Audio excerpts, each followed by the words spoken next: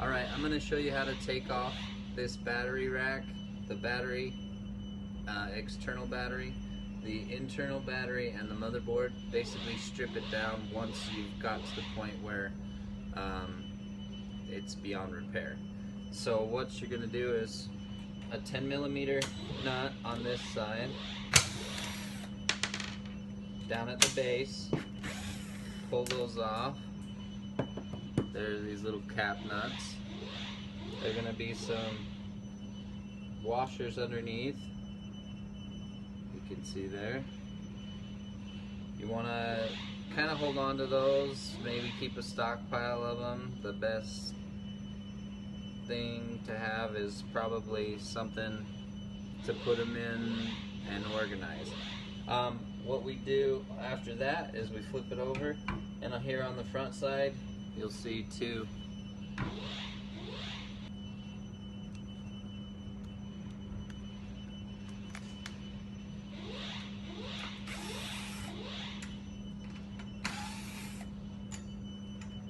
once you remove those two screws, then you can slide the rack apart from the housing, pull your rack off,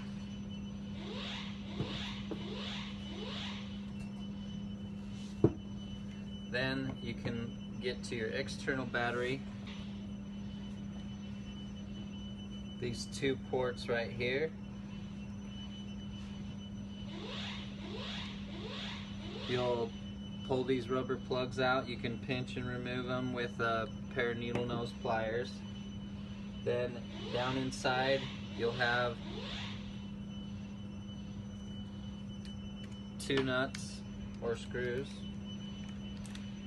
Two screws down in here. You'll want to be real careful and get the thing going before you just start spinning it out, because you can strip these real easy.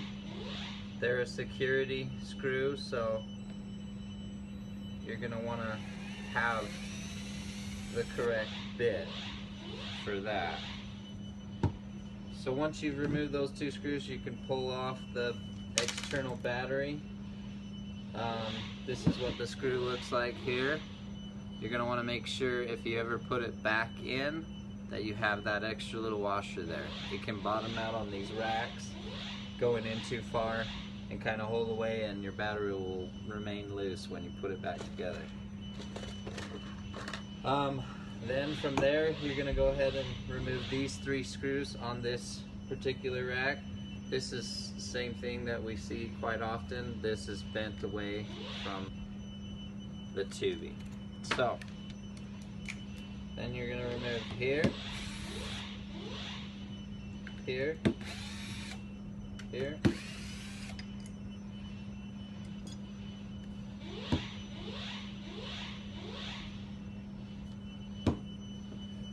then flip it over, and you're going to want to take off the front side. This is what your IoT connects to. Just make sure you don't strip out these bolts when you remove them. They can be really difficult to get off if you strip them out. There's really no way to grab them or do anything, so you want to be really careful as you're taking those off. Pull this little housing piece out, and then you'll slide that off. In order to get this out, you gotta pull this little rubber grommet out, and sometimes you can do it with your fingers or a pair of needle nose. It'll have a little slit in it so that you can slide it off the wire, and then you can shove the wire back into the housing. And then your next step from there is going to be to remove this final screw down here. It's very small,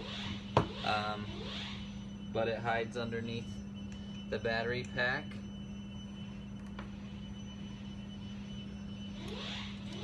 Little black screw. And it does help to take it off with this screw gun.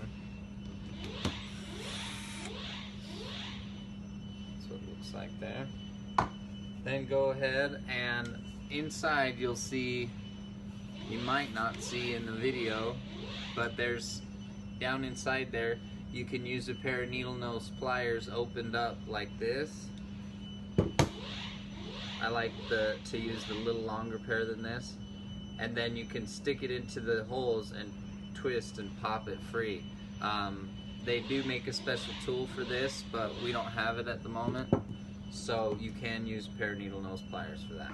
Okay, so getting out this internal piece, these are tied in a knot. You want to untie this out of a knot, then you want to get inside here, stick it into the two holes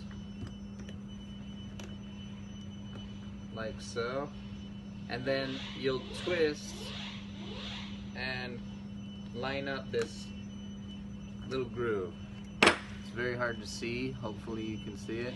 I might need to get a little better lighting for this, but inside there's two little holes. You twist, and then there's two grooves on either side that plastic housing has to line up with, and then it slides out. So I'll go ahead and slide it out so you can see kind of how that looks. It's kind of hard to pull straight out, so you just kind of work it out side to side, and then there you go. This side's a little easier because it's shallower. This side's a little bit more difficult because you've got more wires involved and it's deeper in. Okay, so on this side, you're gonna get down inside there and reach down in and unlock that so that it lines up. And to get it to come out, once you've got this side out, you can kind of shuffle it out using the battery weight to get it down here to the end. You see, like that? And then from there you can either pull it over the wires with the pair of needle nose, or you can continue to shuffle it out however you want to do it. I like to kind of pull it out over the wires just in case if it's not a dismantle and you're doing a repair. You want to be careful with these wires as you pull it through.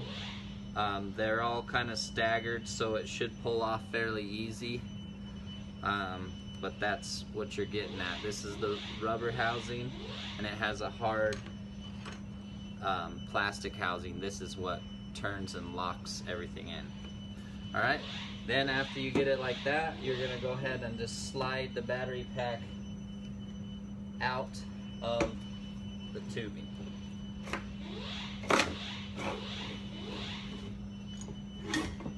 Just like so. You've got basically a replacement stem if needed. A lot of times you'll find that there's cracks through this area of the stem. This is where the black housing goes with, sometimes just with pressure from the movement of the handlebars at the top, they'll crack down under here along the stem, and I've even seen them crack in a perfect circle around that black piece there. So it just depends, or I guess I should say oval, but it just depends. You'll see sometimes stems cracking through here.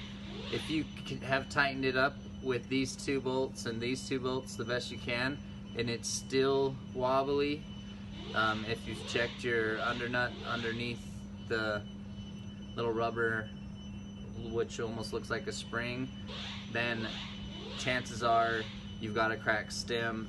Inspect your stem. The orange ones are easier to see. The black ones are a little bit more difficult to notice any cracks, but do an inspection before you go through all the process to ensure that your stem is good.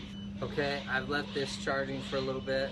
I took one of the motherboards that was connected to this. It was labeled bad motherboard. It wasn't charging the battery at all. So I switched out another motherboard that I noticed would charge the battery. So I'm just double checking so that I can make sure this battery is good or bad. So I'm just going to disconnect my power. And as you can see right here, the two fittings. Even after charging, it was flashing when it was plugged in, but it stopped flashing completely after the fact. I'm guessing this battery is not holding any kind of a charge, so this would be declared a bad battery. We're trying to find someone to dispose of the batteries. You can try different sources in your city. I'm going to disconnect my power, pull it away from the housing, and then I'm going to disconnect my two setups. Now, after letting it sit for a little bit, I'm getting a blue flashing light. From everything that we've heard, this blue flashing light indicates you've got a good battery. So chances are you will be able to put this into another scooter and it'll work fine. One of the things that I double check to make sure that I'm going to keep it as a good battery is just make sure that all of your holes here are in good tack. There's a good chance that they'll be stripped out or broken away. If that's the case, you may not want to try and reuse that battery. If you're putting an external battery on, especially, I would probably not use it, because this is where your external battery is going to connect to the scooter. So that's pretty much how you're going to remove a battery from your scooter and get your motherboard. If you feel like your wires are good, your motherboard is a good setup, hold on to it, try it on another scooter. You can hook it all up and test the scooter without putting it all back together. It's a little bit difficult, but can be done. I would say this one has some clipped wires. It's really hard to put new wires on, so at this time, until they give us the go-ahead on repairing wires, this would be a bad motherboard. We're gonna go ahead and put that with our good batteries. What you're usually gonna see is a blue or a red. I haven't seen anything other than that, and from what we know, the blue is good and the red is bad. Separate accordingly and dispose of your batteries properly.